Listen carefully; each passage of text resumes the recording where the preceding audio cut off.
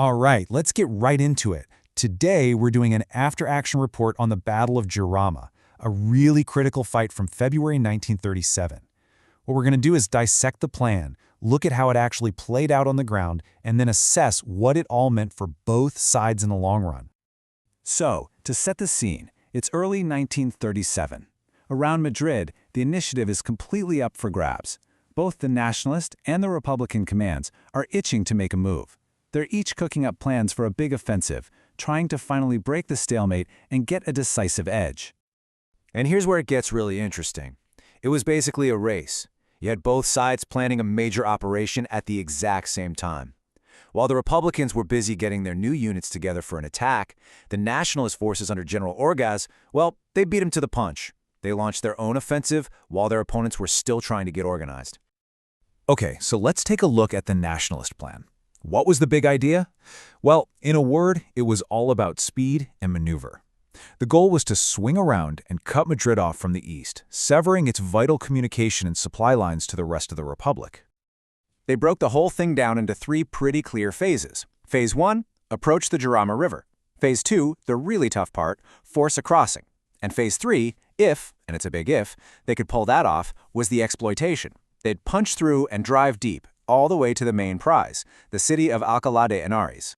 Now, for this whole plan to work, a few things had to go perfectly. They needed complete surprise, they needed overwhelming speed, they needed enough firepower to just shatter the enemy resistance, and, critically, they needed reserves ready to pour into the gap. The source material is very clear on this. The operation had to be, and I'm quoting here, fulminantemente, lightning fast. Anything less, and they knew they'd get bogged down in a brutal slugfest. So that was the plan. Pretty ambitious, right? But, as we all know, no plan ever survives contact with reality.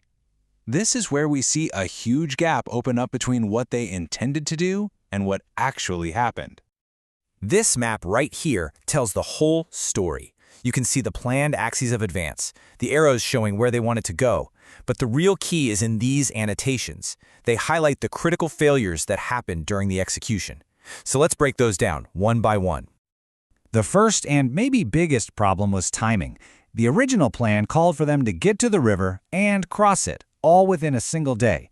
That's the kind of tempo they were aiming for. But the reality? A massive storm rolled in, delaying the whole operation for 14 days. By the time they finally got going, the ground was a sea of mud. The infantry was just slogging through it, and that vital element of surprise, completely gone. When you really boil it down, the offense's failure was a perfect storm of factors. The forces they had just weren't enough for such a huge objective. The weather was a disaster, killing any hope for speed and surprise. And, maybe the most critical failure of all, they had no operational reserves. No fresh troops to exploit a breakthrough or reinforce a faltering attack. The end result was the exact scenario the plan was designed to avoid, a battle of attrition. Instead of a swift, clever maneuver, the whole thing just devolved into a grinding frontal assault. Victory was no longer about tactics. It was about which side could absorb more losses and keep fighting. You know, the Republican Chief of Staff, Vicente Rajo, summed it up perfectly. He later said, "The battle had lacked art in its entire development, being limited to a barbaric struggle." A barbaric struggle. I mean, that phrase just captures the brutal reality of what Jarama became. So what does a barbaric struggle look like in terms of numbers? Let's get into the balance sheet, the forces involved, and the very heavy price they paid in casualties. And right away, you see a huge issue. Just look at this numerical disparity. The attacking nationalist force under Varela had, at its peak, around 35 battalions. They were going up against a Republican force that numbered over 90 battalions. That's a massive quantitative disadvantage for the attackers right from the get-go.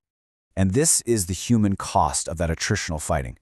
When you're that heavily outnumbered, your soldiers are facing weeks of just relentless, intense combat out in the open country. It was just brutal. So let's look at the final numbers.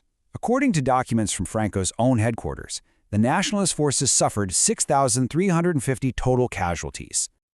The Republicans, on the other hand, reported official casualties of 10,678. Now, you might look at those raw numbers and think, well, the Republicans lost more men. But that doesn't really tell the whole story. And here's why. It all comes down to proportionality. You have to remember, the Republican force was 3 times larger. So even though their total losses were higher, the casualty rate for the nationalist attackers was proportionally much, much higher than it was for the defenders. They paid a far heavier price relative to their actual strength. So after all that bloodshed, what was the strategic fallout? What were the long-term consequences of this bloody stalemate, and what lessons did both sides take away from it? I think this comparison says it all. On the left, you see the grand plan, this deep, sweeping envelopment. And on the right, the reality, a nearly static front line. The battle didn't break the siege. It just created a stalemate that stabilized this whole sector, a line that would see very little change for the rest of the war. And this had immediate ripple effects. The heavy losses Varela's forces took at Jarama meant they were absolutely exhausted. So when the Italian Expeditionary Corps launched its own big offensive at Guadalajara shortly after, Varela's depleted units couldn't provide any meaningful support. And that lack of support was a key reason that offensive failed too. So what were the key military takeaways from Jarama? Well, first, the Republican Army, for all its flaws, proved it could be incredibly tenacious on defense. Second, the battle was a wake-up call for both sides about the critical need for better discipline and training.